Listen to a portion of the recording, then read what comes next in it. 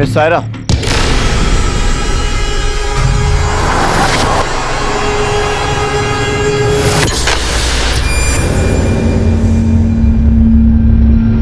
अब्बू आप? सायरा, तुम यहाँ हॉस्टल में? ये हो क्या रहा है? अब्बू वो अम्मी। आपकी सख्त जरूरत है एक पहेली को सुलझाने के लिए। मतलब कौन सी पहेली? तुम्हें नहीं मालूम कि तुम्हारे भाइयों बहनों का मर्डर हो चुका है? क्या क्या बोल रहे हैं आप? एक लाश तो तुम्हारी भी थी। मतलब हमें बताया गया था कि तुम भी मर चुकी हो, लेकिन तुम तो हमारे सामने जिंदा खड़ी हो। एक पहेली तो ये, और दूसरी पहेली ये कि तुम्हारी माँ कहाँ गायब है? अब्बू अब्बू ये झूठ बोल रहे हैं ना, कह दो कि ये झूठ है। नहीं बेटा, ये लोग जो कह रहे हैं सच कह रहे हैं। रिजवान,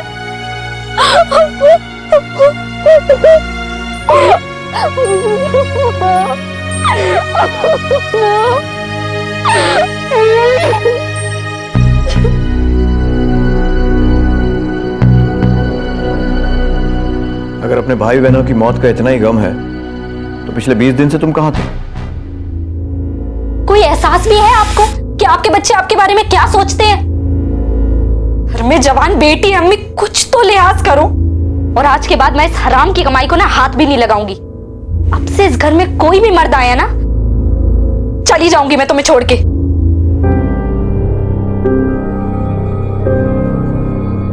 अम्मी को ये एहसास होना जरूरी है कि हर वक्त उनकी मनमानी नहीं सह सकती मैं 1 महीने तक घर नहीं आऊंगी और ना ही तुम लोगों से कोई कांटेक्ट करूंगी। ध्यान रखना।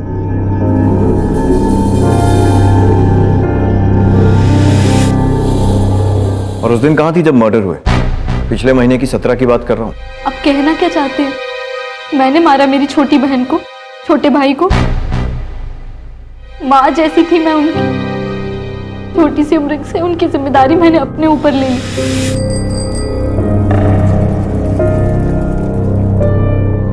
कभी अपने बारे में सोचा भी नहीं। एक तरफ उनका ख्याल रखती थी, दूसरी तरफ अम्मी का। अब आप मुझ पे शक कर रहे हैं? क्या है ना सारा, हमें शक करने की तनख्वाह मिलती है। और मैंने तो नहीं कहा कि तुमने मारा, मैं तो सिर्फ सवाल कर रहा हूं। तुम ही हो जो चिल्ला चिल्ला कर कह रही हो कि मैंने नहीं मारा। मैंने एक बार भी कहा कि तुमने मारा है। लेकिन आपके सवाल का रुख उसी तरफ जा रहा है। एक कहावत होती है, चोर की दाढ़ी में तिनका।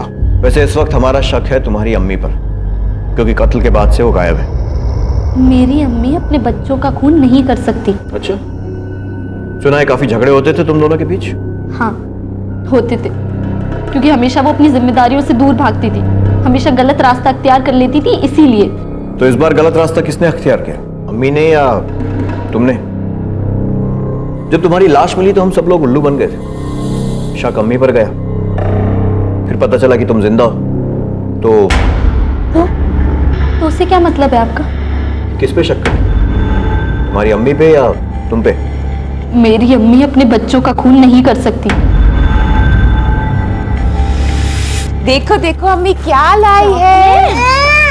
हाँ, चॉकलेट। सारा बेटा, चॉकलेट मिल बांट के खाना, और अब से तुम्हें कुछ भी चाहिए हो अम्मी को बताना। ठीक है अम्मी। ये अंकल है ना, ये हमारी हर जरूरत को पूरा करेंगे। सारा बेटा, अंकल और मैं अंदर कमरे में कुछ काम कर रहे हैं। ये दुपट्टा अम्मी यहाँ लगा रही है। अगर रिजू तुम्हें परेशान करे या कोई और भी आए ना बेटा, तो ये दरवाजा मत खटखटाना। जी अम्मी। काम खत्म होते ही हम ये दरवाजा खोल देंगे।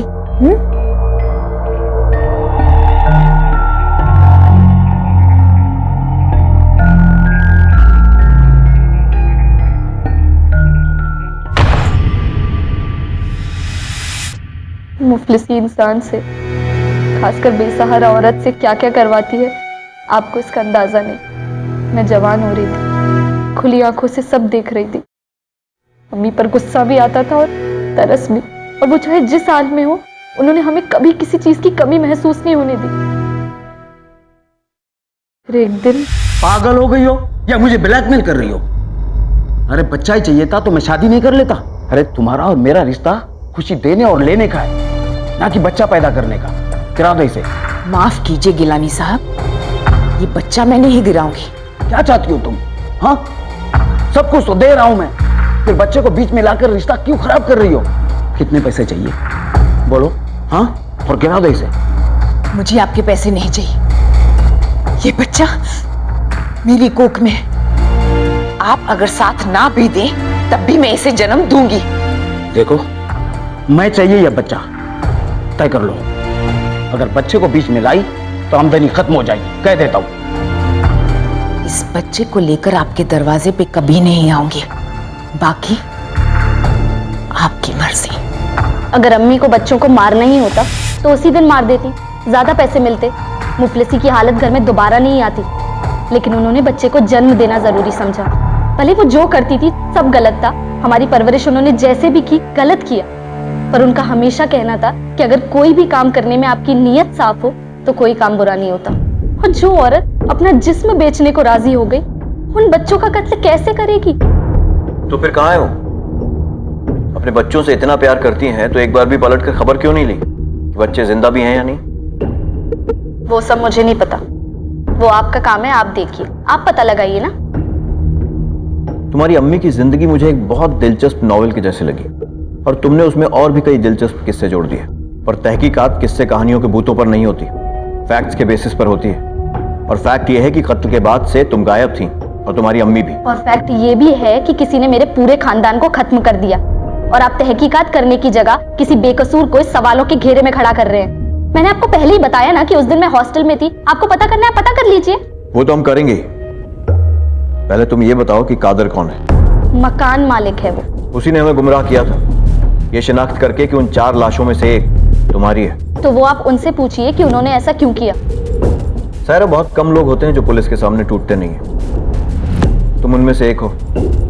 हमारे हर सवाल का जवाब ऐसे दे रही हो जैसे ये कोई तहकीकात नहीं बल्कि मुकाबला हो। जिसकी जिंदगी सवालों से जूझने में गई हो, वो सवालों से क्या डरे साहब। नीयत साफ है मेरी। मकान मालिक और किराएदार का रिश्ता कितना गहरा था? जितना एक किराएदार और मकान मालिक का होता है उतना। इंटरेस्टिंग। अब जब तुम सब कुछ जानती हो तो ये भी बहुत बेहतर तरीके से जानती होगी कि हमारी परमिशन के बिना शहर छोड़कर नहीं जा सकती। जी, अब मैं जाऊं?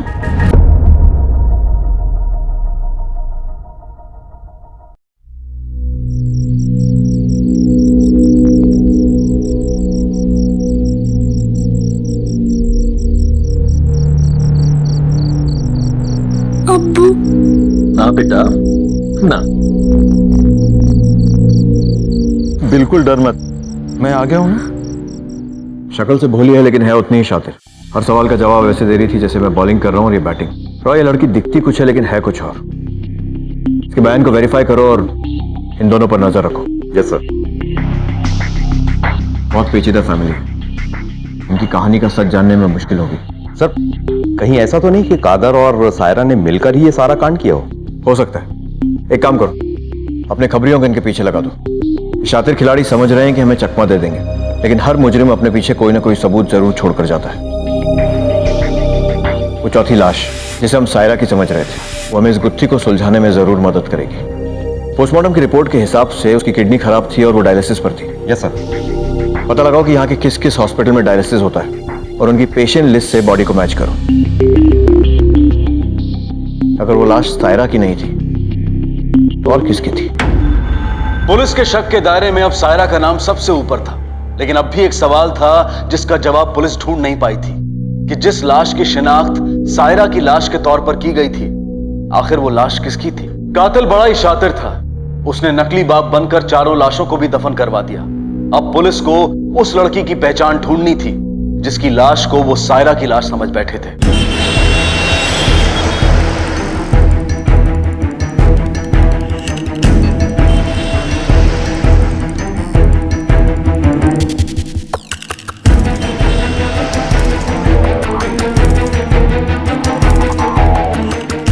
सर, मैंने सभी हॉस्पिटल से डायलिसिस वाले पेशेंट्स की लिस्ट ले ली है। पूरे लखनऊ में 4 पेशेंट्स ऐसे हैं जो हमारी विक्टिम की आइडेंटिटी को मैच करते हैं। उनके फोटो और एड्रेसेस हैं हमारे पास। मैं उनमें से विक्टिम को आइडेंटिफाई करके आपको रिपोर्ट करता हूं। सर,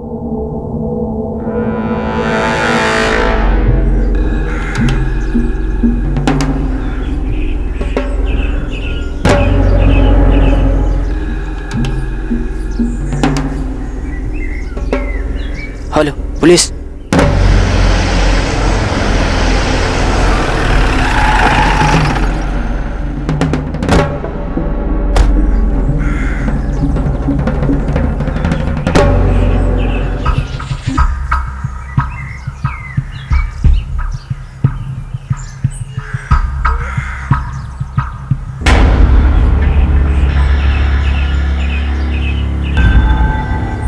ये तो सायरा की अम्मी है।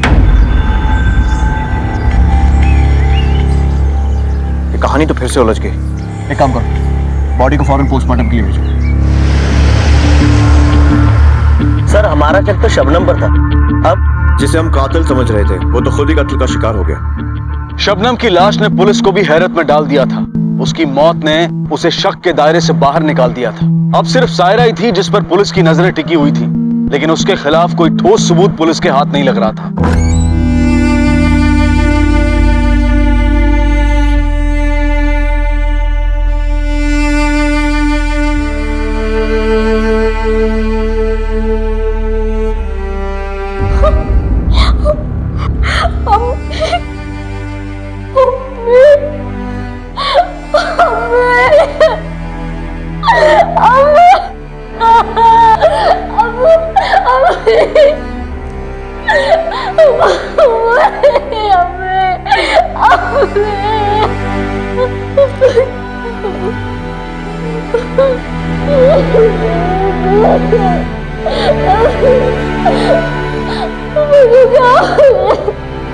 हमारी अम्मी की बॉडी के पास बटुए में फोटो मिला था।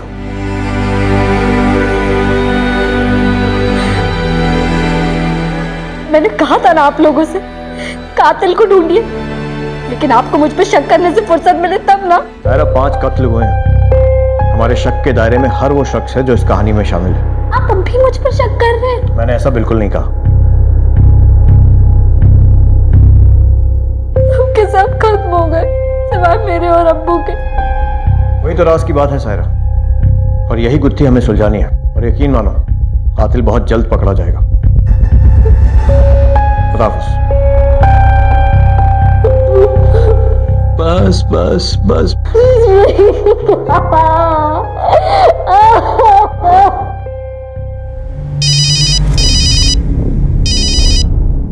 हाँ साहब खालिद घर पे आ चुका है। ठीक है, खालिद आ गया, उठा लो उसे। Okay sir. बोल। मैंने कुछ नहीं किया साहब, मैंने कुछ नहीं किया। जब मारा तूने शबनम के बच्चों को, क्या चक्कर है तेरा? दवाइयाँ लेकर जाता था ना उसके लिए। बोल साहब, मैं जब भी जाता था दवाई लेकर जाता था साहब। उसको लीवर की बीमारी थी साहब, मैंने कुछ नहीं किया। जब तक पेट भर के मार नहीं खाएगा सच नहीं बकेगा तू। वो किससे चक्कर था? शबनम से कि उस बेटी से? शबनम साहब, शबनम से? साहब शबनम मुझे अच्छी लगती थी, पर मैं उसे सोने के लिए पैसे देता था, और मुझे लेकर उसका और उसकी बेटी में बहुत झगड़ा हो रहा था। और उस दिन जब मैं उससे मिला तो उसने रिश्ता खत्म कर दिया अपनी बेटी की खातिर साहब। जाने मन, आज बहुत बढ़िया वाली विस्की लाया हूं। ग्लास कहाँ है? आज नहीं।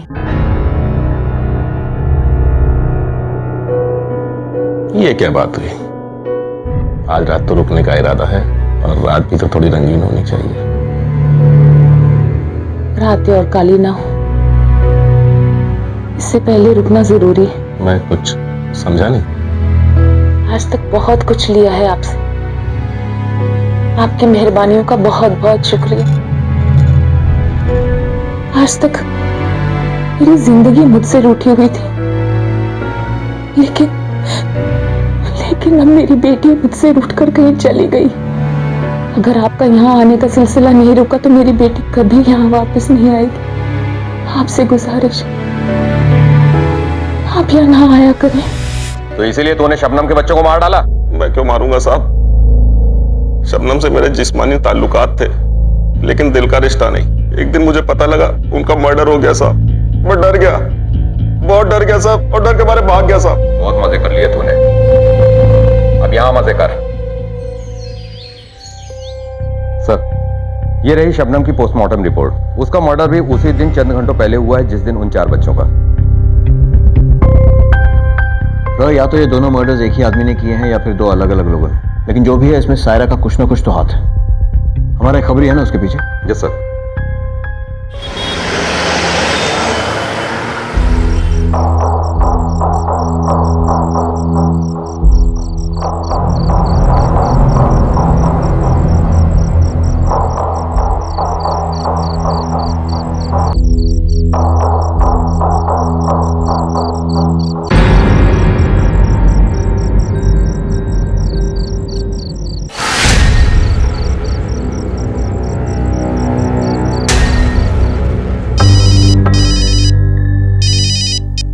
हाँ बिस्मिल। आपका खूबसूरत पंछी इधर झगड़ा कर रहा था कादर मियाँ के साथ, बहुत गुस्से में था। नजर रखना कहीं पंछी उड़ ना जाए। ओके साहब।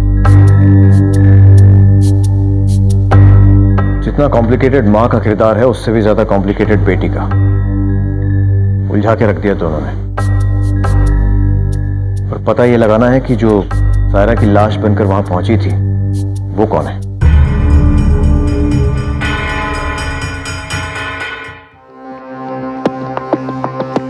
इसको पहचानती हो? हाँ साहब, परिणाम है। और क्या जानती हो इसके बारे में? रॉकी इसको ग्राहक लाके देता रहता है। रॉकी? और हाँ साहब, दोनों के बीच में धंधे को लेके बहुत लड़ाई झगड़े होते रहते थे। रॉकी कहाँ है? रॉकी वहाँ।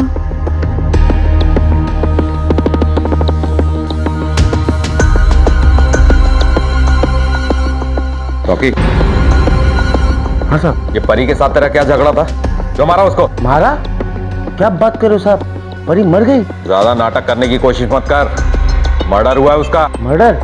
साहब, सोने के अंडे देने वाली मुर्गी को भला कोई कैसे मार सकता है? परी और मैं दोनों मिलकर काम करते थे पेट भरने के लिए। देख रॉकी, खुद बता देगा तो अच्छा है, नहीं तो हमें अपने तरीके आते हैं पूछने के।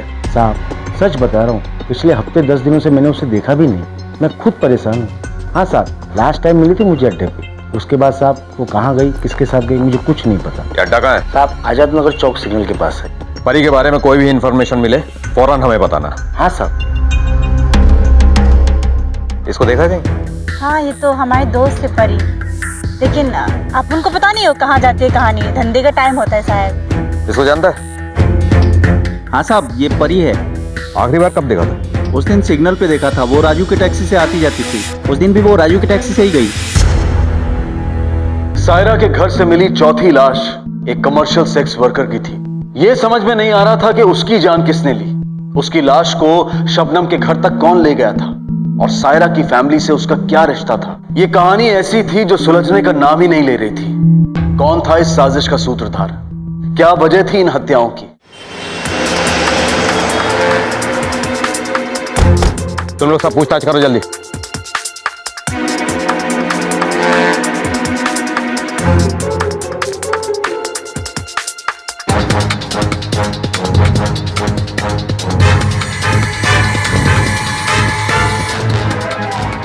उठ। क्या पुलिस? क्या सर? ये तेरी गाड़ी है ना? क्यों क्यों क्या हुआ सर? अबे बाहर निकल, बाहर निकल। सर क्या हुआ बताइए। चल चल चल बताते हैं तुझे। सर फॉरेंसिक टीम ने उस टैक्सी को चेक किया है। उस टैक्सी में ब्लड के ट्रेसेस मिले हैं। मर्डर उसी टैक्सी में हुआ है उस लड़की का। जिस स्पॉट से वो टैक्सी निकली थी वहां से लेकर सायरा के घर के एरिया तक सारे सीसीटीवी फुटेजेस इकट्ठा करो। कहीं ना कहीं से कातिल का कोई सुराग तो जरूर मिलेगा। Okay sir.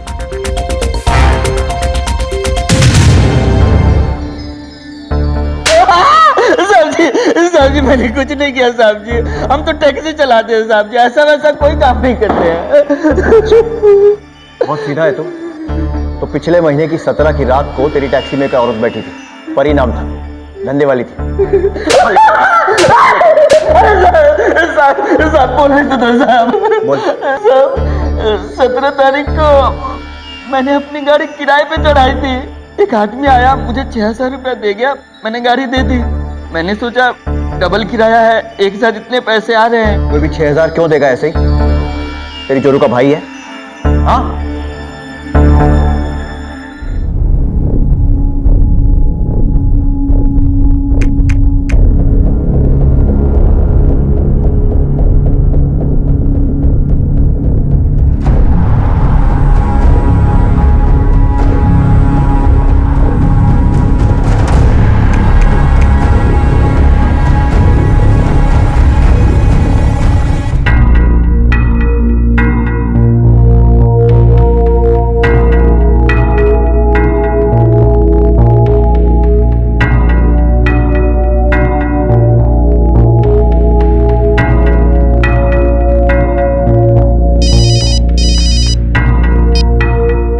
हाँ बिस्मिल। साहब जी, आपकी खूबसूरत पंछी किसी और मर्द के साथ उड़ने लगी है। बिस्मिल, हर समय शायरी मत किया कर। नया कबूतर कौन है पता लगा।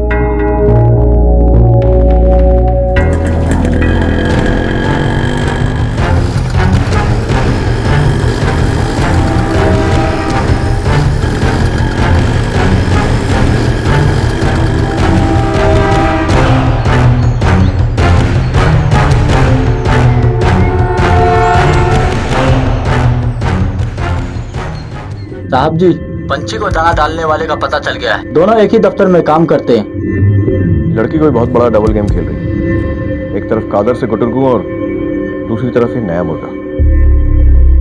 नजर रखो। मेरा चश्मा कहाँ रख दिया?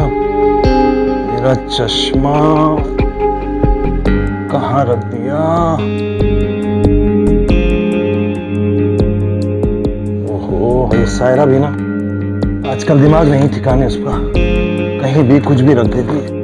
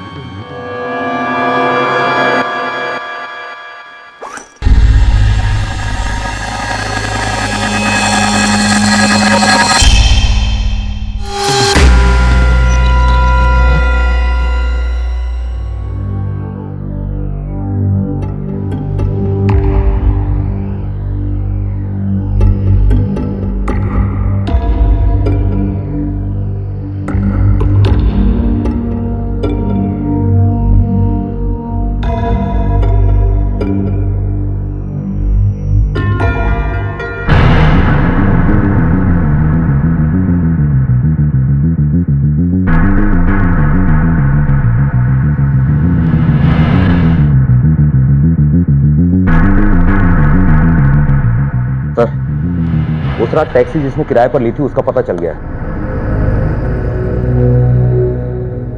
ये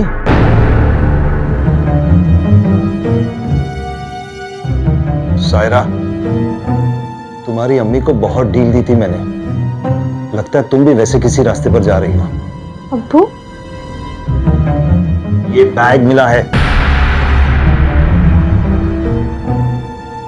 आप भी मुझ पर इल्जाम लगा रहे हैं? अब तक सिर्फ सवाल किया है, इल्जाम नहीं लगाया। और कहीं से भी आया हो आपको क्या? वैसे भी इतने बरस हमने मुफलिसी में गुजारे हैं जब आप जेल में थे। तुम दो अलग बातों को एक साथ रख रही हो। मैंने जो किया गुस्से में किया, काबू नहीं रख पाया। लेकिन ये पैसे? वाह अब्बू वाह, आप अपने गुस्से पर काबू नहीं रख पाए, अम्मी अपनी शराब पर काबू नहीं रख पाई, और इन सब में भुगता किसने? हमने। हमारी बर्बादी का सिलसिला तो तभी से शुरू हो गया था। और अब मैं क्या काम करती हूँ, कहाँ काम करती हूँ, उससे आपको कोई लेना देना नहीं है। अपने अब्बू से ऐसे बात करोगी? कहाँ कहाँ गई वो सायरा जो अपने अब्बू के साथ दरगाह जाना चाहती थी? मर गई वो सायरा।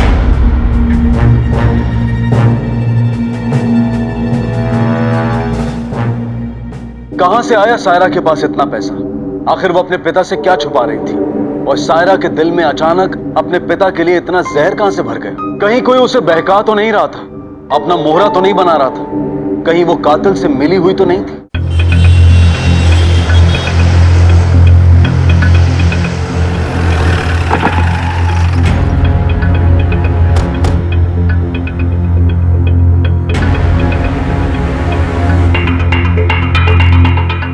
घर तो खुला है, ठीक से चेक करो।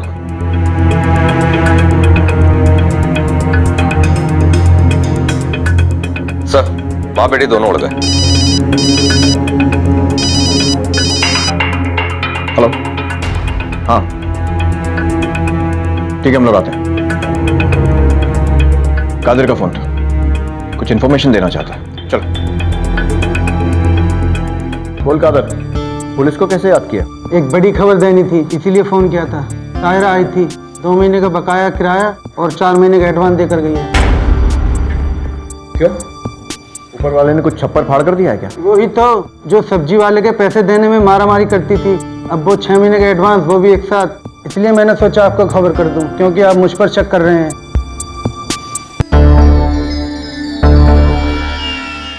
रॉय, सायरा हाथ से निकलनी नहीं चाहिए। इस कहानी को वही पूरा करेगी, वही सुलझाएगी हर पहेली।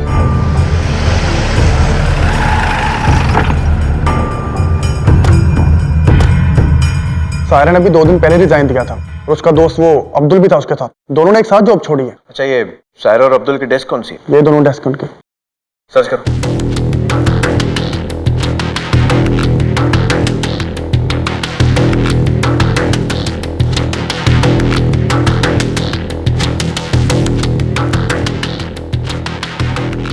सर, सायरा के डेस्क से ये ट्रेवल एजेंट का कार्ड मिला है।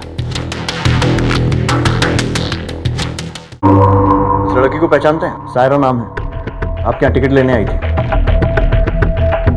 हाँ सर, ये आई थी यहाँ पे। इसने बाराबंकी के लिए 2 टिकट्स भी बुक किए थे और एक 3 स्टार होटल का इसने पता भी लिया था, लेकिन इसने कोई बुकिंग नहीं की वहाँ पे। उसके साथ कोई और भी था? नहीं सर, ये अकेली थी। दूसरा टिकट किसके नाम पर बुक हुआ था? 1 मिनट, मैं चेक करके बताता हूँ।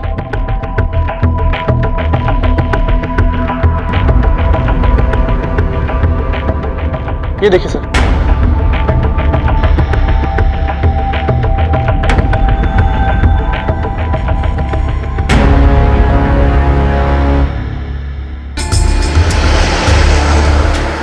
रॉय, बाराबंकी पुलिस को इन्फॉर्म करो। लखनऊ से शुरू हुई कहानी अब वहीं खत्म होगी। Yes sir.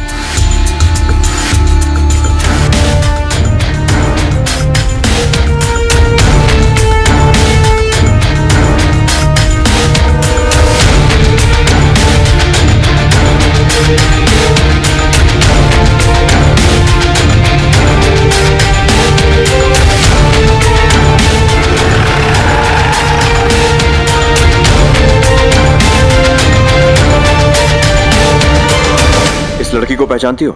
यस सर, ये हमारे होटल में ही रुकी है। इसके साथ एक आदमी भी है। Room number? 1 second sir. 103।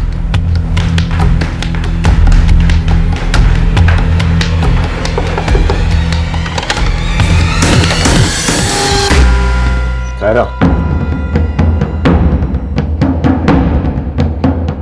आप लोग लेके क्या चलो। कर रहे हैं? क्यों? क्या करो?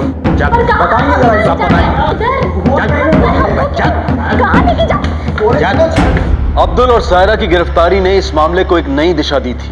क्या अब्दुल और सायरा ने ही ये सारे कत्ल किए थे? क्या अब ये गुत्थी सुलझने वाली थी, या फिर षड्यंत्र का कोई नया पन्ना खुलने वाला था? और आगे जो सच सामने आया वो पुलिस की कल्पना से भी परे था। क्या बात कर रहे हैं आप लोग? मैंने कोई खून नहीं किया है। मैंने तो सिर्फ अब्दुल से निकाह किया है। वो कोई गलत तो नहीं है ना, कोई गुनाह तो नहीं है ना? प्यार करती हूँ मैं उससे। प्यार करना गुनाह नहीं है, लेकिन अपने परिवार को मारना गुनाह है। और तुमने तो अपने अब्बू को भी गायब कर दिया। अब्बू गायब है?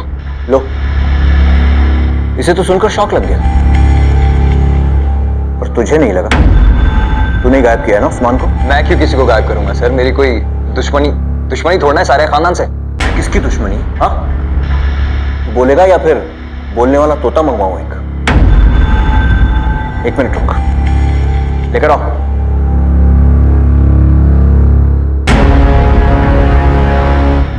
चाची, मैं बताते हैं इंस्पेक्टर साहब, वो औरत डायन थी, डायन। सायरा, तुम्हारे ये शौहर तुम्हारे अब्बू के साथ जेल में रह चुके हैं। तुम्हें तो शायद मालूम ही नहीं होगा कि तुम्हारे इन शौहर जनाब का रिकॉर्ड कितना रंगीन है। बहुत सारे केसेस दर्ज हैं इस पर, खून के भी। और भी दोस्त बनाए थे ना तूने जेल में, उन्होंने ही तेरी अधूरी कहानी पूरी कर दी। लाओ भाई जनाब के दोस्तों को।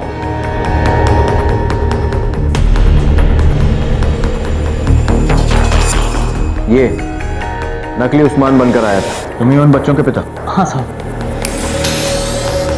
2 थप्पड़ लगाया और सारा सच उगल दिया।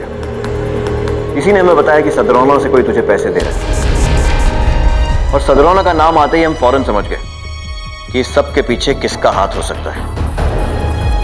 इरम बेग, क्योंकि पहली मुलाकात में ही इनके जो तेवर थे, हमें तभी शक हो गया था। हमने शबनम से साफ साफ कह दिया, तुम जैसी गंदी औरत इस घर में नहीं चाहिए।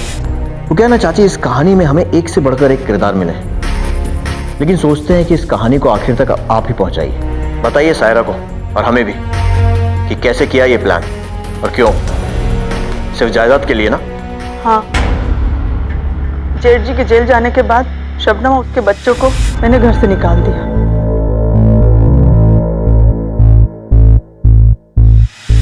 हम बहुत खुश थे, सारी जायदाद हमारी हो गई थी। एक दिन वकील साहब आए, जब पता चला कि वसीयत में सिर्फ बच्चों के नाम है, मेरे मन में अंगौर सी लग गई। मैंने सारा काम अब्दुल को सौंप दिया। इसने पैसे पूरे तो लिए लेकिन काम पूरा नहीं किया। बाद में पता चला सायरा जिंदा है। अस्सलाम वालेकुम। जी वालेकुम अस्सलाम। अब्दुल उल्लू बना गया आपको? सायरा मरी नहीं, वो जिंदा है। अब्दुल की सायरा के साथ अय्याशी चल रही है। कत्ल का मामला तूल पकड़ रहा था, इसलिए मैंने राजू को नकली बाप बनाकर भेजा ताकि लाशों को दफन कर सके। मैंने पता कर लिया था यहाँ दोनों कौन सी लॉज में हैं, वहीं इन दोनों को मरवा देती अगर पुलिस हमसे पहले नहीं पहुंचती तो। चाची जी, लाशें दफन करने से सच दफन नहीं होता। वाह चाची 420। बेकार की बात बंद। चल अब तुम मुंह खोल या फिर मैं खुलवाऊं? सब तो बता दिया सर, मैं क्या बताऊं अभी। जब पैसे पूरे लिए थे तो सायरा को छोड़ा क्यों? प्यार हो गया था सर सायरा से। पहली बार उसको देखा था तो झुंझुनी बज गई थी मेरे अंदर।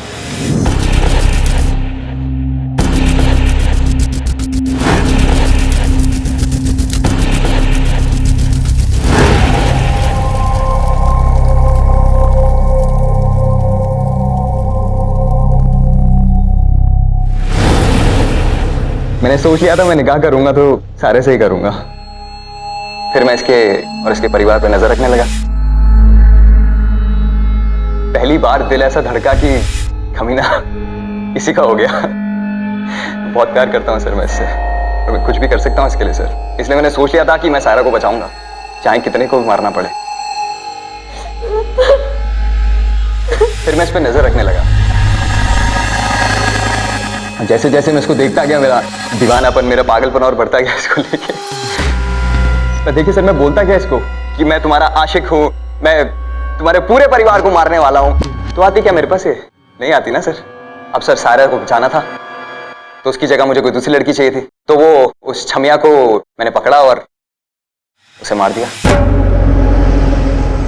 यहाँ पे चिकने, यहाँ अकेला क्या कर रहा है? चल। कहाँ? चल बता दो, चल। चल।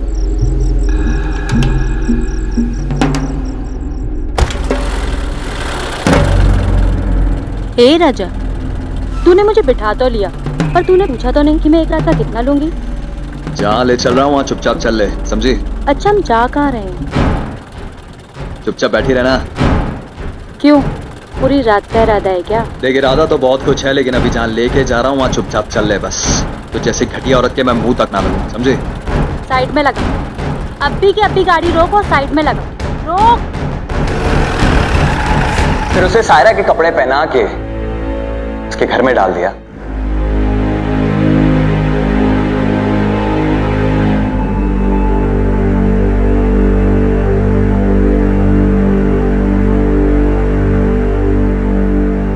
फिर मैंने उसका मुंह इस तरह कुचला कि आप लोगों को शक ना हो कि वो सायरा नहीं है। अगर इतना ही प्यार करता है इससे तो शबनम की बॉडी क्यों गायब की? शक तो सायरा पर आ गया ना। जब मैंने उन बच्चों को मारा ना सर, तभी मैंने सोच लिया था कि माँ को गायब कर देता हूँ ताकि आप लोगों का सारा शक माँ पे जाए। और उन मासूम बच्चों को मारने के बाद उन्हें वहां पर बैठकर तरबूज खाए। थक गया था ना सर। आप बताइए, एक लाश को उठा के गाड़ी में डालो, दूसरी को घर पे डालो, 3 बच्चों को मारो, उनका सर कट चलो। थक जाते हैं सर। जान लेना आसान काम नहीं है, इसलिए खाए सर, और कोई मतलब नहीं है। फिर उसके बाद मैंने चाची 420 से पैसे लिए और चला गया सर। हाँ, फिर मैंने सायरा के ऑफिस में नौकरी कर ली ताकि उसे अपनी थोड़ी नजदीकियां बढ़ा सकूं, उसका दिल जीत सकूं।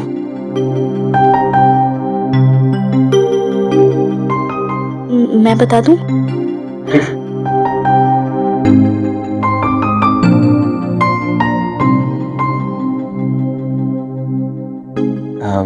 आप बहुत अच्छे हैं। आज के टाइम पे कौन किसकी मदद करता है? ये फैमिली आपकी? ये मेरे भाई बहन थे। मतलब अब नहीं रहे। सॉरी, मैं समझ सकता हूँ जो अकेला होता है उस पर कैसी बीतती। मैं भी अनाथ हूँ। एक बार प्यार हो जाए सर तो उसके लिए जान लेना जान देना सब जायज़ है सर। और इसीलिए तूने उस्मान की जान ली। उस्मान को पता चल गया था तुम दोनों के बारे में और वो तेरी असलियत भी जानता था। हाँ सर। अरे चाचा कैसे हैं? अब्दुल तुम यहाँ कैसे? मैं तो आप रिहा कब हुए? तुम्हारे रिहाई के 2 हफ्तों बाद। अच्छा लगा आपसे मिलके। क्या कर रहे हो आजकल? मैंने एक नौकरी ज्वाइन कर ली है। अच्छा मैं जल्दी में हूँ, फिर मिलता हूँ, ठीक है?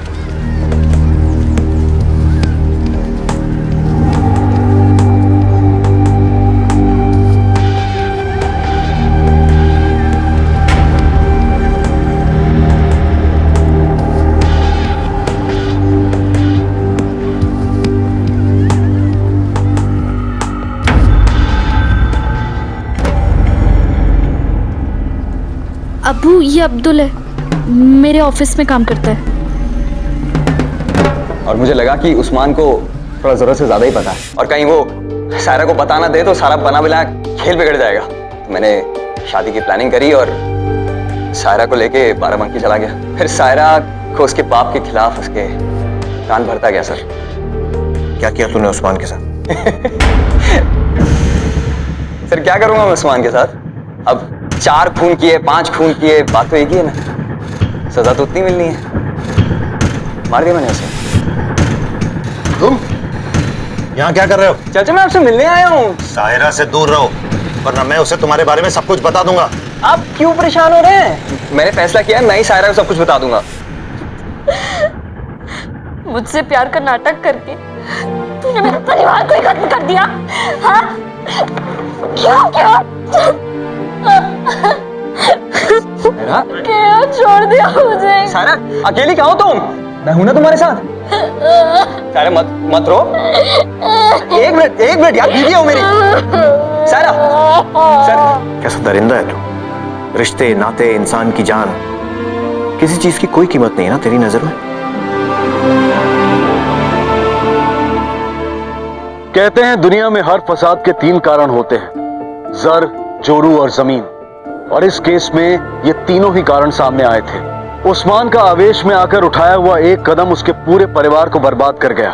लालच ने इरम के होश छीन लिए और उसने इतने बड़े अपराध को अंजाम देने का फैसला कर लिया। सायरा के लिए अब्दुल के जुनून ने इश्क के नाम को रुस्वा कर दिया। इरम के इस लालच का सिला उसे क्या मिला? अब्दुल की आशिकी ने उसे क्या दिया? लालच और गुनाह का रास्ता कभी किसी को कुछ नहीं देता सिवाय दर्द और आंसुओं के। अब मैं अनूप सोनी आपसे विदा लेता हूं। फिर मुलाकात होगी अगले एपिसोड में और खुलासा करेंगे एक और जुर्म का। तब तक अपना और अपने परिवार का ख्याल रखें और देखते रहें क्राइम पेट्रोल डायल 100। सबक एक को सीख हम सबको। जय हिंद। लाली भाग जल्दी भाग लाली भाग। रुको,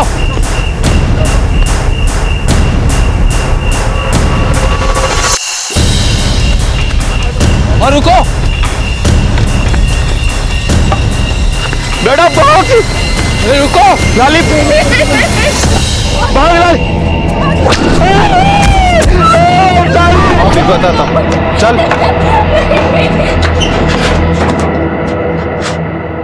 मजबूर पिटते माता पिता और उनकी रोती बिलखती बच्ची को आखिर क्यों इतनी दरिंदगी से अलग किया जा रहा था? ये कौन सी जगह थी जहां लॉ एंड ऑर्डर की धज्जियां उड़ाकर ताकतवर अपनी लाठी का जोर चला रहे थे और कमजोरों के जोर को कुचला जा रहा था? आखिर क्या था ये केस और इस दरिंदगी की वजह क्या थी?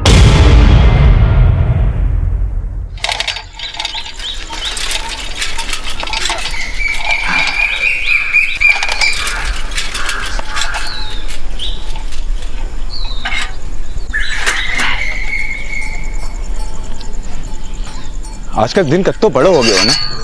शाम होने तक तो ऐसे लागे हो कि जैसे 14 बरस का वनवास काट लिया हो मैंने। अरे सुन तो मारी रानी, जरा मुस्कुरा तो। देख देख मैं थारे लिए केल आया गजरा। आपने सोनो चांदी अपने पास ही रखो, रसोई में घने काम से मने। अरे सुन तो,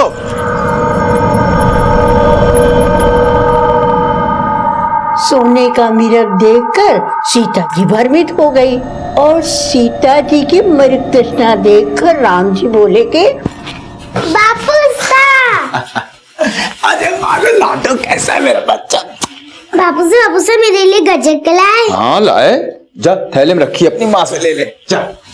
ये कदी गजा कदी मालपुआ, रोज रोज ऐसे लाड लड़ाएगा तो आदत बिगड़ जाएगी छोरी की। अरे मासा, महंगाई से तो घर बार में चहक रही हो है, वरना गरीबी तो कब का दम घोट चुकी होती। ऐसा बुझा बुझा क्यों बोल रहे आने? बुझी बुझी तो रमा रहे आजकल। देख बेटा, घर गृहस्थी की झंझट में कदी कदी मन उचाट हो जावे है। थोड़ो बाजार में घुमा फिरा ला बिन्नी को, घूमने फिरने से मन बदल जाएगो।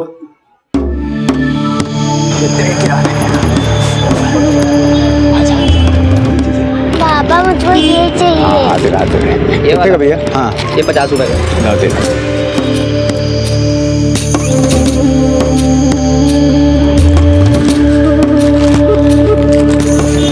चलो भैया 50 रुपए।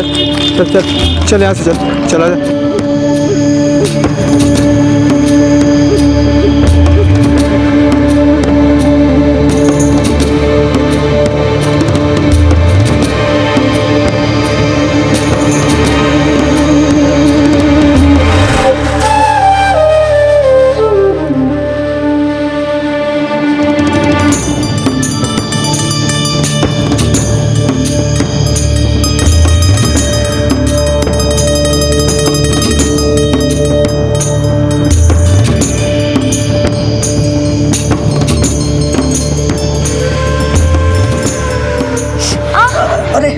दूसरी पहना देता हूँ, दूसरी।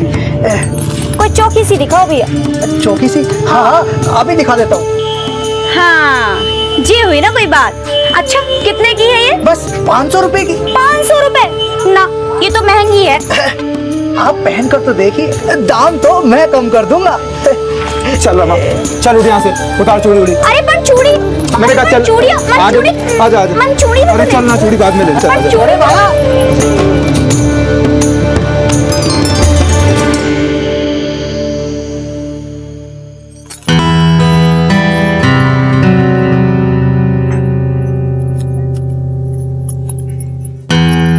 अरे ज्यादा जुगनू ना चमकाओ, थकर चूर हो गई हूँ। जे देख, अरे इकी महक हरी थकान पूरी दूर कर देगी।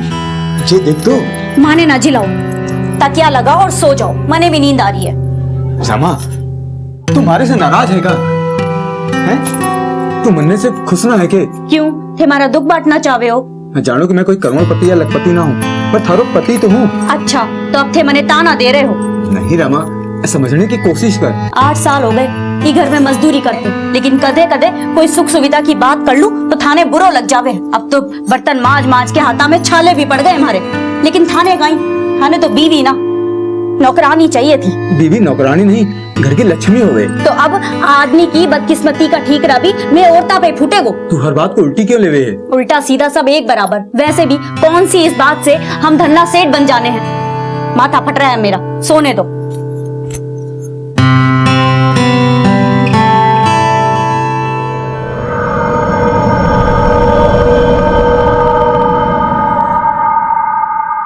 बिल्लो ना इन्हें एटीएम कार्ड के वे हैं मेघा रानी, और माता ये एटीएम ने मशीन में डालो और पीसा धड़ा बाहर। क्या बात करे, मशीन से पीसा? हाँ, 100 का 500 का नोट धपा बाहर। अरे भाई सुबोध, गम्मा घड़ी भाई साहब। हाँ घड़ी गम्मा ना खोज ना खबर, अचानक कैसे? भाई साहब अंग्रेजी में कह रहे हैं ना, सरप्राइज। बस वो देने आ गया आपको। छुट्टी मिल गई तने? छुट्टी ना मिली, नौकरी छोड़ दी मैंने। और वैसे भी वो सिक्योरिटी गार्ड की नौकरी में क्या धरियो है? नौकरी छोड़ दी, लेकिन अब करेगा क्या? भाई साहब शहर में एक कहावत है, नौकरी और छोकरी दोनों बदलते रहना चाहिए। क्या ऊट-पटांग सीख के आया है तू शहर से? अरे माता तू फिक्र मत कर, सिर्फ कहावत सीखी है, तेरे संस्कार ना भूला मैं। लेकिन अब करेगा क्या? बिजनेस। और माता तेरा सुबोध सिंह बन जावेगो सेठ सुबोध सिंह। फिर देख, गाड़ी बंगला नौकर चाकर सबकी लाइन लगा देगा तेरा सुबोध। मार बच्चे।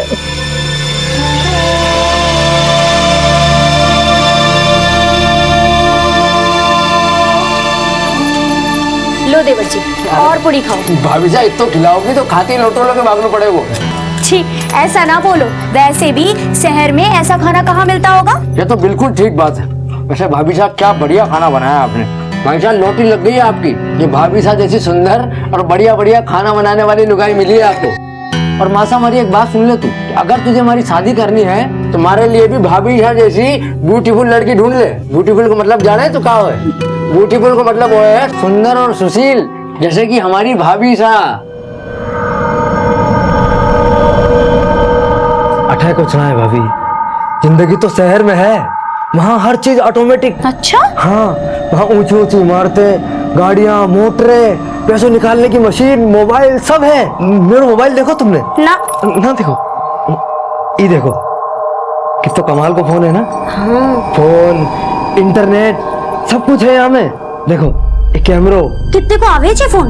5000। 5000?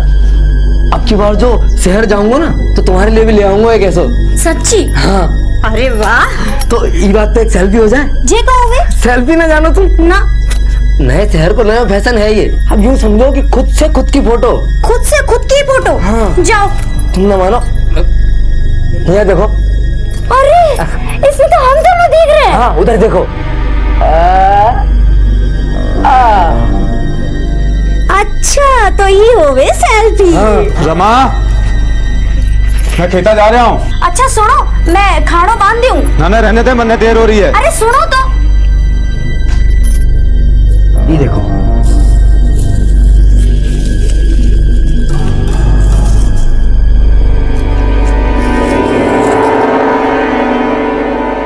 ब्यूटीफुल को मतलब वो है सुंदर और सुशील, जैसे कि हमारी भाभी साहब।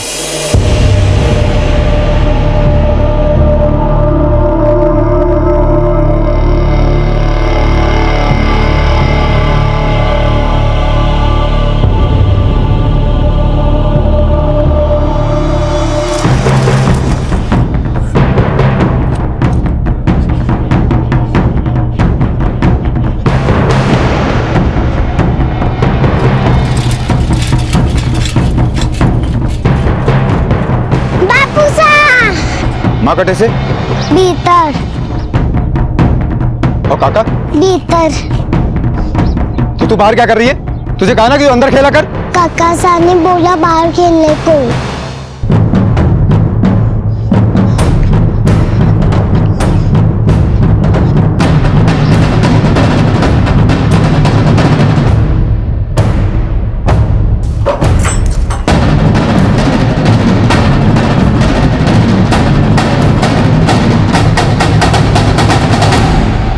ले, अनिल भी आ गए हो।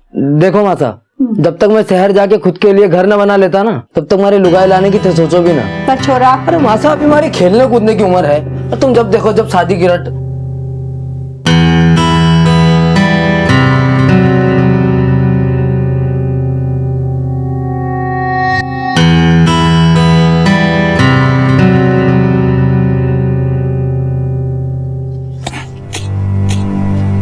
भाई साहब, हाँ मैंने आपसे कुछ कहना है। क्या?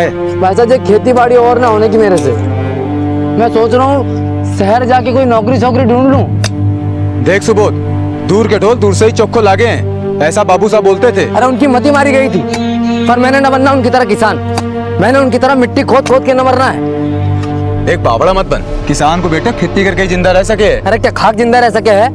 जिंदगी भर धरती माँ की पूजा कर करके हमारे देश की धरती सोना उगले गा गा के कौन सा किसान कुबेर बन गए आज तक? इधर देखो। और वैसे भी ये जय किसान जय जवान के नारे सुन सुन के आपकी छाती चौड़ी होती होगी, पर मैंने न मरना उनकी तरह मिट्टी खोद खोद की। मैंने बस शहर जाके पैसों कमाना है। सुबोध सही कहता था, पुरखों किसी के काम आई मन ने। आधी जिंदगी बीत गई, न रमा न सुख दे पायो, न बेघा ने अच्छो भविष्य। बस बहुत हुआ वनवास, अब मैं शहर जाऊंगा।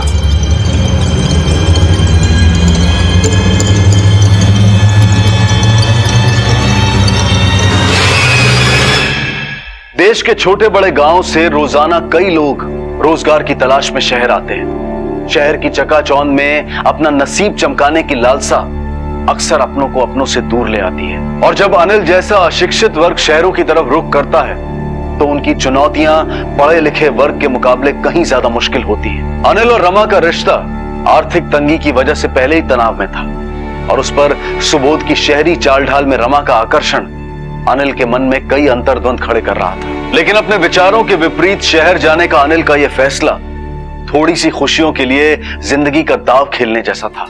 अचानक से शहर में नौकरी करने की क्यों सोची तूने? वो मासा, मेघा बड़ी हो रही है। काल को सोचने लगी कि उसका काका तो शहर वाला है और बाबू सा गांव वाला। तो तू भी शहर चला जाएगा तो बाप दादा की जमीन कौन देखेगा? मासा, जमीन तो बटाई पे दे देंगे। वैसे भी खेती करके कौन सी आमदनी हो रही है।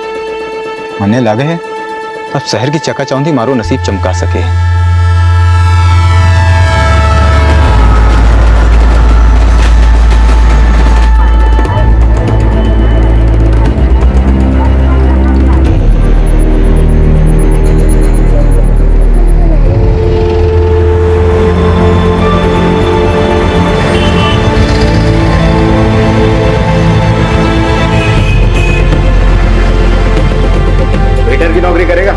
हाँ साहब। तनख्वाह होगी 8,000 रुपए।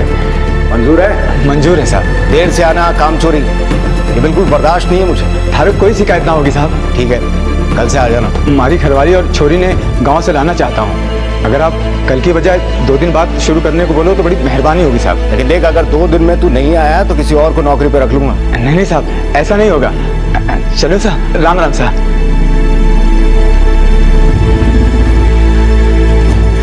रमा, रमा, मुन्ने शहर में नौकरी मिल गई। हाँ, क्या बात कर रहे हो? सच्ची? सच्ची।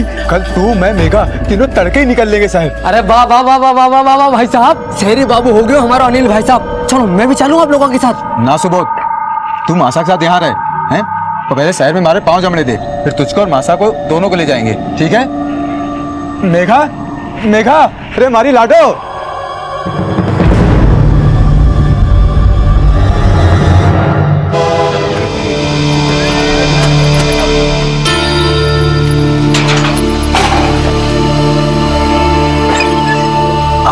आजा रमा, आजा।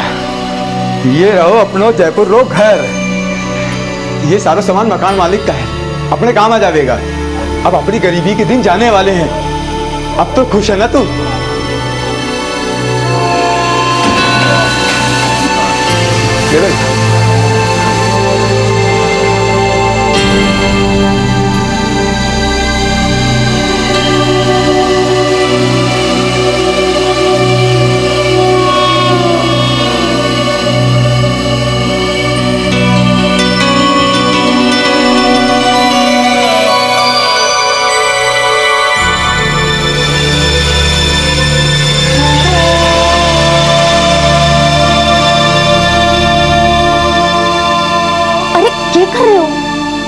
क्या सोचने लगी? थे तो सारे दिन काम में चले जावे हो और मैं अठे अकेली बैठी रहूं हूं। अच्छा सुनो, मैंने घूमने जाना है। ठीक है, मैं साहब जी से बात करके 2-4 दिन में छुट्टी लेता हूँ, फिर तने घुमाने ले चलता हूँ, ठीक है? चलो ठीक। तो अरे क्या कर रहे हो? मैं का जाग जावेगी। अरे नहीं जागेगी। छोड़ो, मैं थक रही हूँ, मैंने सोवा दो। अरे सुन तो, मैंने नींद आ रही है। अरे रमा सुन तो।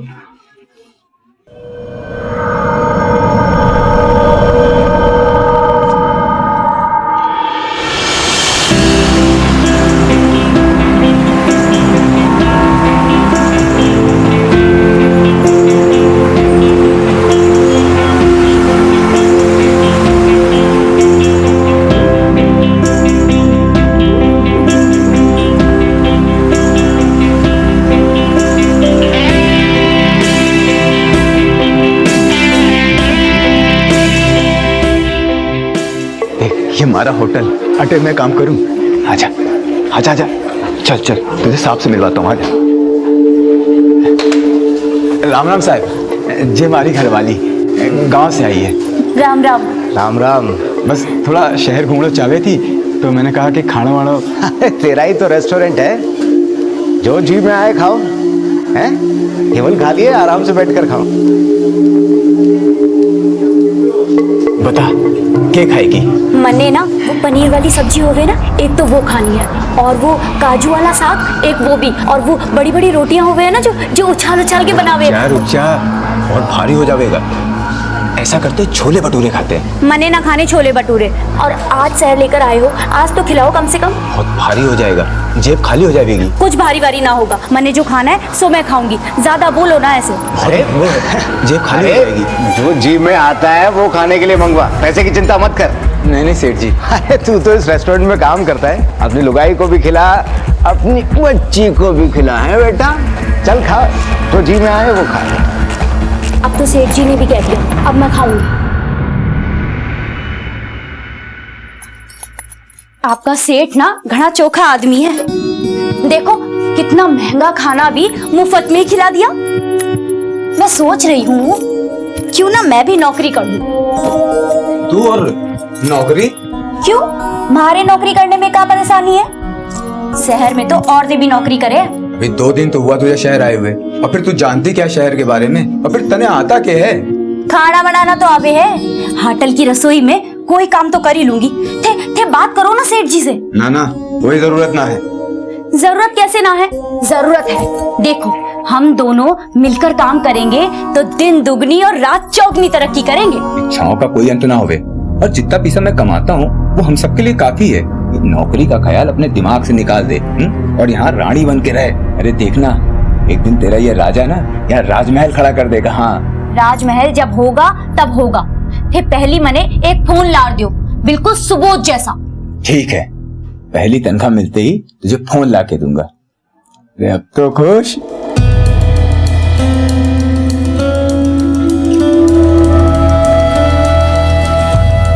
लग रहा है धीरे धीरे सब ठीक हो जाएगा। भगवान करे रमा ऐसे ही खुश रहे। अपने परिवार की खुशहाली को ऐसे ही बनाए रखने के लिए खूब मेहनत करूंगा मैं।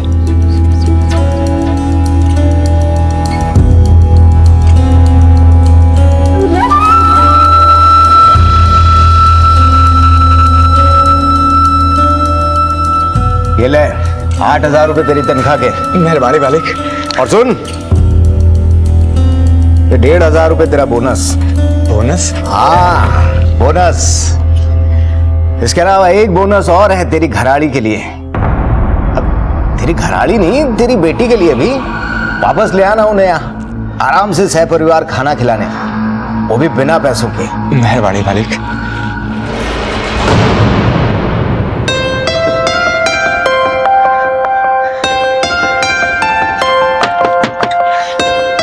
रमा, रमा,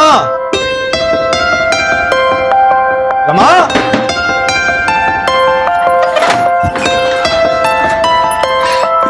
रमा जल्दी से आंखें बंद कर। पर काई हुई हो? अरे बंद तो कर, मैं तेरे लिए कुछ लाया हूँ। अरे पर हुई हो काई? अरे मारी रानी बंद तो कर। अच्छा ठीक है, लो करूँ। ये देख। अरे फोन कैसा लगो? हाँ बढ़िया है। हमारी पहली तनख्वाह मिली और बोनस भी, तो थारे लिए फोन ले आया।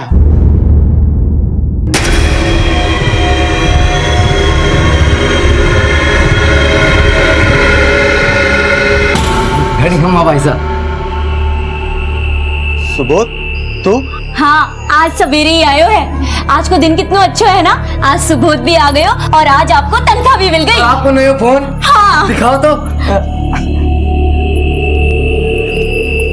अच्छा वो लेते हैं, वो क्या कहते हैं, खुद से खुद की फोटो सेल्फी। अरे पण भाभी जान में तो सामने वाला कैमरा ही ना है। क्या बात कर रहे हो? हाँ कैमरा ही ना है। ये देखो ना, मैंने था से कहा था ना, मैंने सुबोध जैसा फोन ही चाहिए।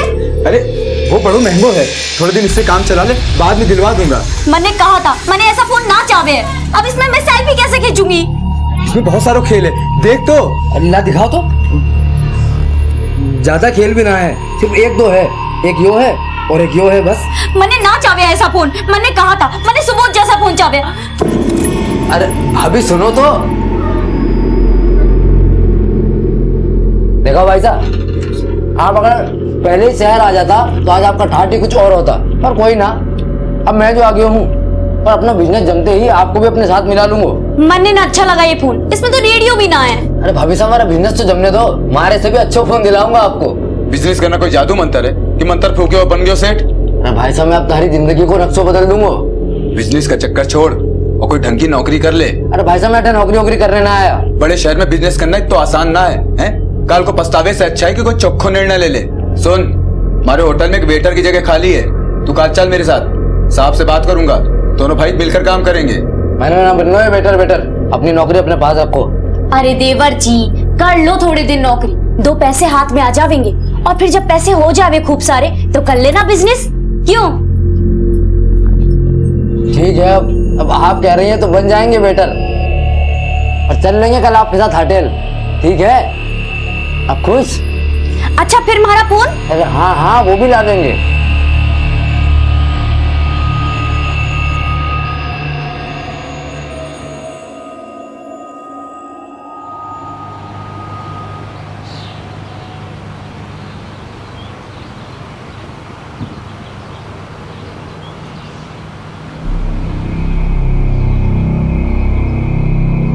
साहब, पिछला 1 महीना से ना हमारा बड़ा बेटा को फोन लग रहा है, ना हमारा छोटा बेटा को फोन लग रहा है।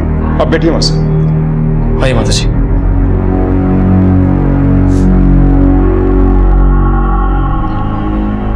आपके बेटों के नाम क्या हैं? साहब, बड़ा बेटा को नाम अनिल और छोटा को सुबोध है। 2 महीना पहला हमारो बड़ो बेटो अनिल अपनी घरवाली और बच्ची का साथ यहाँ जयपुर में रहने आया था। बाद में सुबोध भी उनके साथ रहने लग गयो। ये सब रहते कहाँ हैं? साहब, मैं उनको पतो भी को नहीं जानू। एक बार अनिल ने मनी ऑर्डर भेजो तो भी मैं पतो देखकर मैं आज तड़के ही यहाँ पहुंची हूँ साहब। यहाँ के देखो साहब तो घर में ताला लग रहा तो अड़ोसी पड़ोसी से पूछो, पर कोई पतो नहीं जाने साहब। भाई जी, हाँ जी, ये पता बताओ कोड़ा को है? इनके सामने वाला घर है, कोने वाला है। हाँ ये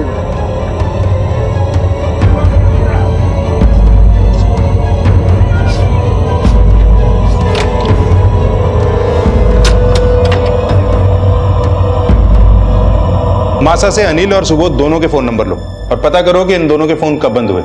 जब बंद हुए तो वो दोनों किस लोकेशन पे थे। सर,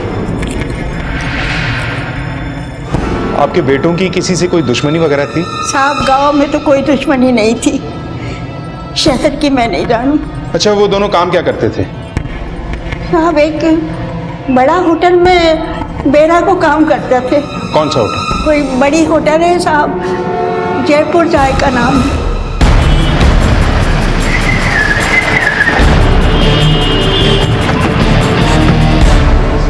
हाँ सर, वो दोनों यहाँ पर वेटर थे, लेकिन मैंने 1 महीने पहले ही दोनों को बाहर निकाल दिया था।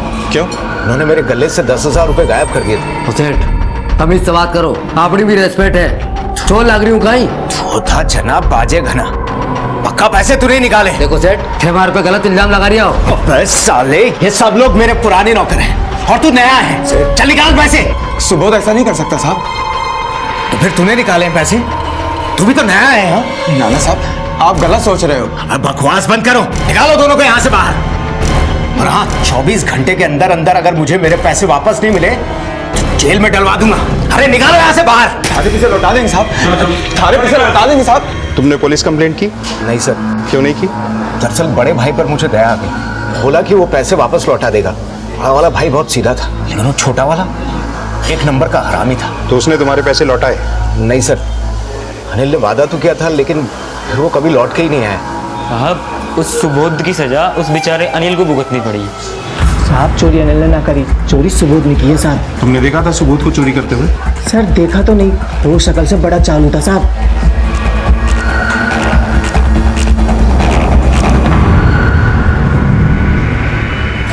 हेलो, अरे पुलिस यहाँ पर आ चुकी है।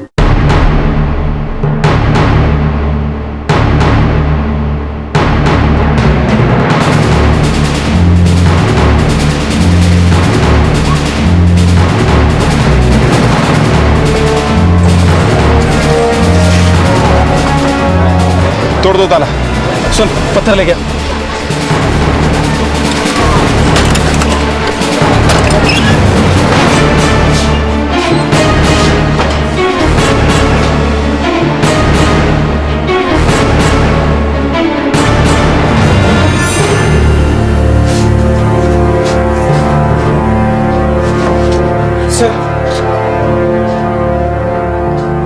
इनके पड़ोसियों से पूछताछ करो और आके मुझे रिपोर्ट करो। सर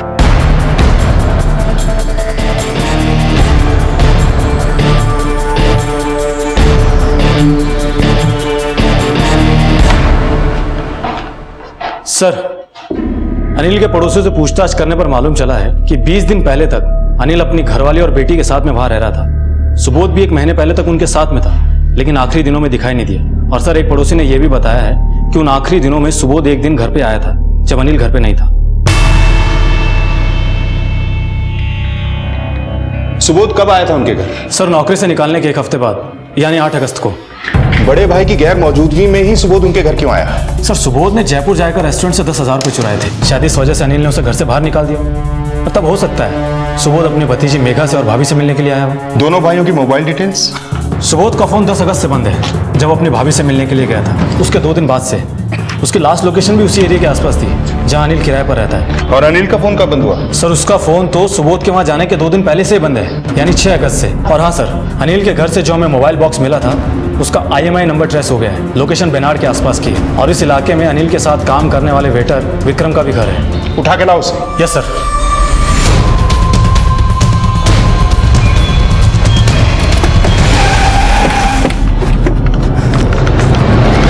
क्या हुआ साहब? सर्च करो अंदर। सर,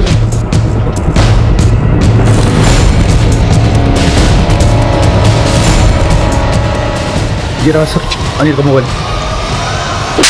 साहब साहब साहब, मैंने कुछ नहीं किया साहब। बता ये अनिल का फोन तेरे पास क्या कर रहा है? कहाँ है अनिल? साहब, मैंने ना पता साहब अनिल का है। साहब, मैं सच बोल रहा हूँ, अनिल ने खुद ये मोबाइल मुझे बेचा था। नौकरी से निकाले जाने के बाद उसे कुछ पैसों की जरूरत थी साहब। नौकरी से निकाले जाने के कितने दिन बाद बेचा था ये मोबाइल? ये कोई 8 या 10 दिन बाद साहब। 8 या 10? ठीक याद नहीं है, लेकिन जब अनिल की बीवी हमारे सेठ से मिली थी उससे ठीक 2 दिन पहले साहब। क्या अनिल की बीवी तेरे सेठ से मिलने आई थी? हाँ साहब। तो क्या सेवा की जाए आपकी? सेठ जी, आप अनिल को दोबारा से नौकरी पर रख लीजिए। चोरी सुबोध ने की होगी, ये ऐसा काम ना कर सके हैं। बड़ा विश्वास है अपने आदमी पे। सेठ जी, ये तो बहुत भोले हैं। इन्होंने तो सुबोध से अपना रिश्ता भी खत्म कर लिया। ये तो खुद सुबोध को दोषी माने हैं। अब आप ही बताइए, अगर ये झूठे होते तो ऐसा काम करते?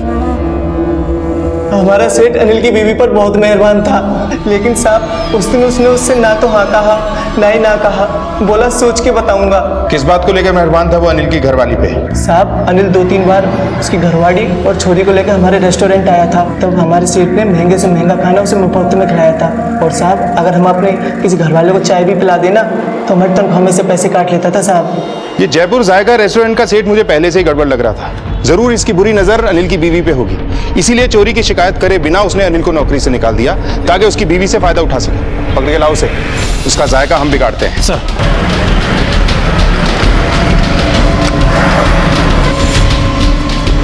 तुम्हारा सेठ कहाँ है?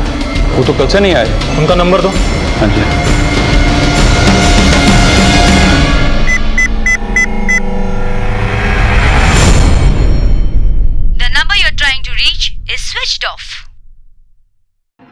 ये तुम्हारा सेठ रहता कहाँ है?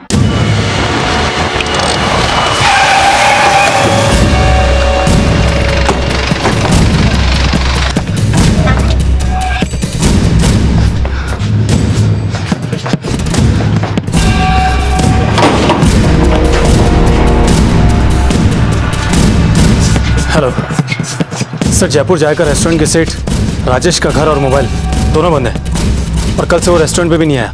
उसका फोटो हर जगह सर्कुलेट करो, पता करो कि भागकर गया कहाँ है। Okay sir.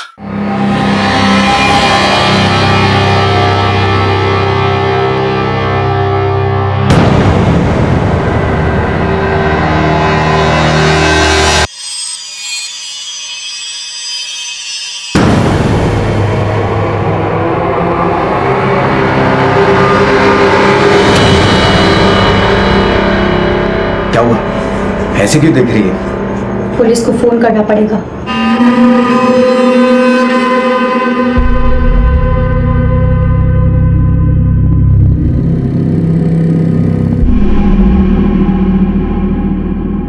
बापू साहब, हम घर कब जाएंगे?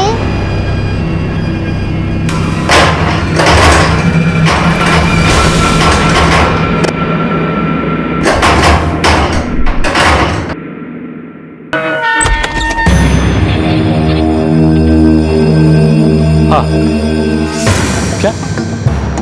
ओके।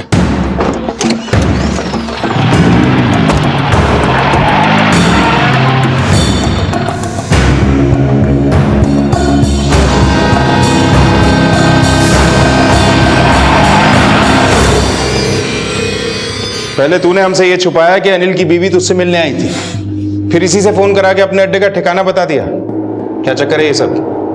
सर मैं डर गया था कि कहीं अनिल मुझे जान से ना मार दे। वो बावली बुद्धि कभी कभी बहुत ही खूंखार हो जाता था। वो बावला है या तू हमें बावली बूझ समझ रहा है?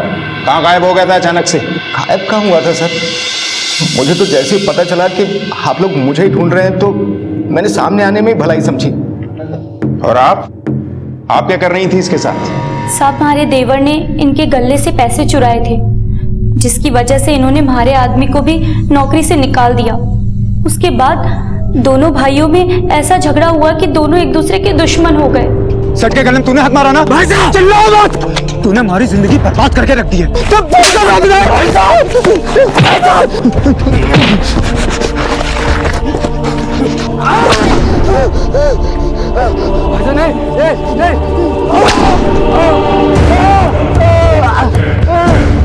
और झगड़े के बाद जब ये घर आए तो मन्ने भी उल्टा सीधा सुनाने लगे। यूं कहीं हो गया? खून कहीं बह रहा है? कहीं हुई बताओ ना। और सबूत कटे है। खबरदार, जो थारी जबान पे उस कमीने का नाम भी आयो। भैया कहीं लेबा कह रहे हो? काको भाई लागे वो। और मैं थारो खसम प्यारो है कि वो यो कहीं नाम शनाब पकड़े होते। पता ना सुबोध के साथ उनकी के कहा सुनी हुई, जिसके बाद वो हमारे पे गंदा गंदा लांछन लगाने लगे। हमारे से ना रहा गया साहब। छोड़ो मने, देवर ला गया वो मारा, और देवर भाई के समान हो गए।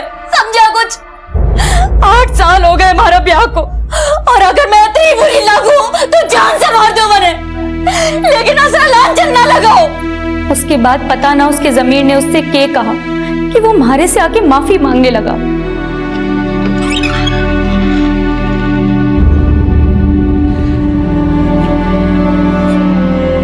मने माफ कर दे रमा, मुझसे हमारी बुद्धि फिर गई थी जो तने उल्टा सीधा कह दिया। मने माफ कर दे रमा, मने माफ कर दे। अगर अनिल गलतफहमी का शिकार था तो उस झगड़े के बाद उसकी पीठ पीछे सुबोध तेरे पास क्या करने आया था ना? या कहेगी याद नहीं? मने सब याद है साहब। सुबोध आया था पर मैंने उसे रुकने ना दिया। देख सुबोध, मैं ना चाहती कि थारी वजह से हमारा घर बर्बाद हो। पता ना थारे भाई साहब के दिमाग में के चल रहा है। तने आना है तो आ, पर थारे भाई साहब हो जद आना, समझा? तू इससे मिलने इसके रेस्टोरेंट गई थी? हाँ साहब, अनिल की नौकरी छूटे 1 हफ्ता गुजर गया था। उन्हें दूसरी नौकरी भी ना मिल रही थी, इसलिए मैं उनसे बोली, देखो चोरी तुमने ना की है, चोरी सुबोध ने की थी। उसकी सजा तुम क्यों भुगतो? तुम ना एक बार सेठ जी से जाकर मिलो। वो हमारी कोई बात नहीं सुनना चाहे। आप बोलो तो मैं जाके बात करूं। वो बड़े भले आदमी हैं, हो सकता है हमारी मदद कर दे। फिर मैं सेठ जी से मिली और सेठ जी ने हमें अपने घर की रसोई में काम दे दिया और रहने को कमरा भी। तूने इन्हें घर पे नौकरी क्यों दी? रेस्टोरेंट पे क्यों नहीं दी? देखो, अगर ये तुम पर दबाव डालकर ये सब कुछ बुलवा रहा है ना, तो डरना बिल्कुल नहीं। ना साहब, ऐसा कुछ भी ना है। अनिल भी तुम्हारे साथ इसके घर पे था, फिर वो कहाँ गया? मने पता ना साहब, लेकिन वो अकेले ना भागे, हमारी बेटी को भी लेकर भागे हैं। भागे? मगर क्यों? पता ना साहब, वो बिल्कुल बावले से हो गए थे। बावले ही ना, जिद्दी, शक्की और बड़े ही गुस्सेल हो गए थे। सुबोध के बाद अब वो ये कहने लगे थे कि इनके साथ हमारा कोई गलत रिश्ता है।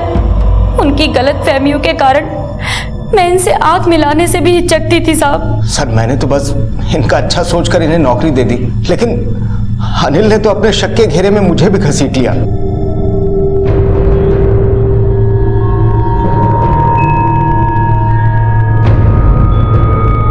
मैं उन्हें समझाने की कोशिश करती तो वो हमारे पे ही बिगड़ते।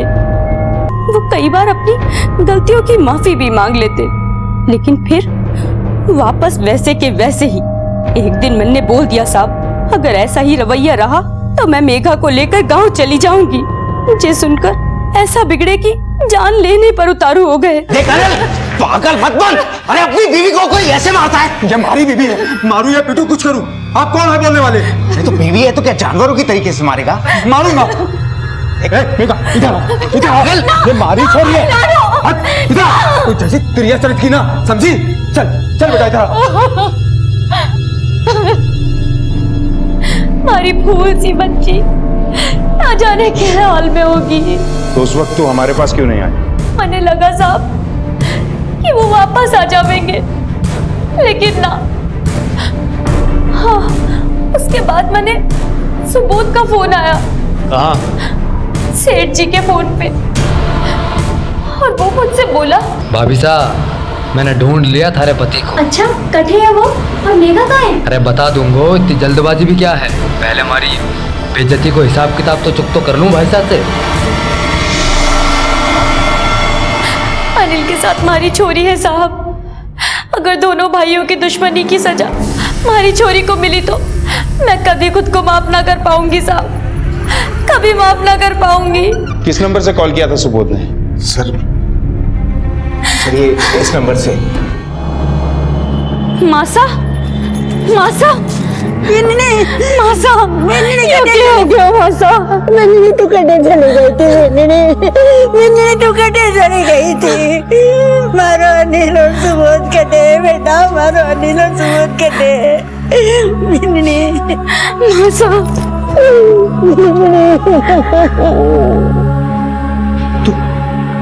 तू मारी मेघा है, मारी मेघा, सिर्फ मारी। मुझ बंदर को तेरा ही सहारा है। तुझे अपनी छाती से लिपटा कर रखूंगा, कहीं जाने ना दूंगा। तू मारी मेघा है, किसी को ना ले जाने दूंगा, किसी को ना ले जाने दूंगा। हाँ। सर, सुबोध ने जिस नंबर से फोन किया था वो ट्रेस हो गया है। फोन अभी भी ऑन है, लोकेशन दादी के फाटक के आसपास की है।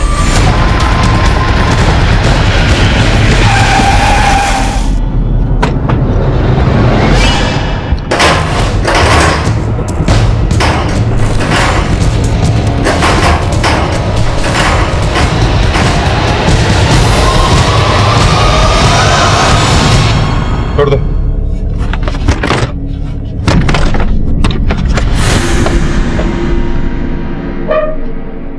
चलो घर।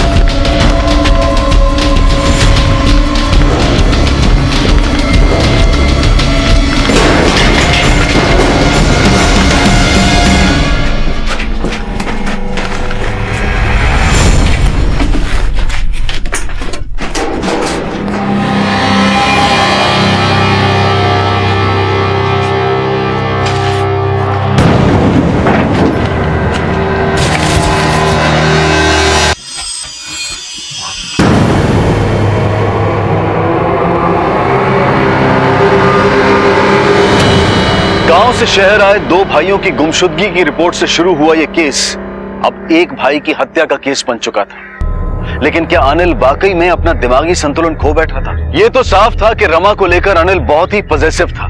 पराये मर्दों का रमा को देखना तक भी अनिल को बर्दाश्त नहीं था। और रमा ने भी कहा था कि अनिल की इसी आदत ने उसे शक्की बना दिया था। पहले तो उसने अपनी बीवी और अपने छोटे भाई के रिश्ते को इस शक की भेंट चढ़ाया और फिर रमा पर अपने मालिक राजेश के साथ रिश्ता रखने का लांछन लगाकर न सिर्फ उसे जलील किया बल्कि उसके साथ मारपीट भी की। लेकिन अपनी बेटी मेघा के साथ रमा की जिंदगी से चले जाने के पीछे उसका मकसद क्या था? सुबोध की हत्या कब, कहां, कैसे और किन हालात में की गई? और अनिल अपनी बेटी मेघा के साथ अब कहां मौजूद था? इन सारे सवालों के जवाब हम आपको देंगे कल रात 10:30 बजे इस केस के दूसरे और आखिरी भाग में। अब मैं अनूप सोनी आपसे विदा लेता हूं, फिर मुलाकात होगी। तब तक अपना और अपने परिवार का ख्याल रखें और देखते रहें क्राइम पेट्रोल डायल 100। सबक एक को सीख हम सबको। जय हिंद। इस तरह के और भी एपिसोड देखने के लिए हमारे चैनल को सब्सक्राइब करें और बेल आइकन दबाना ना भूलें।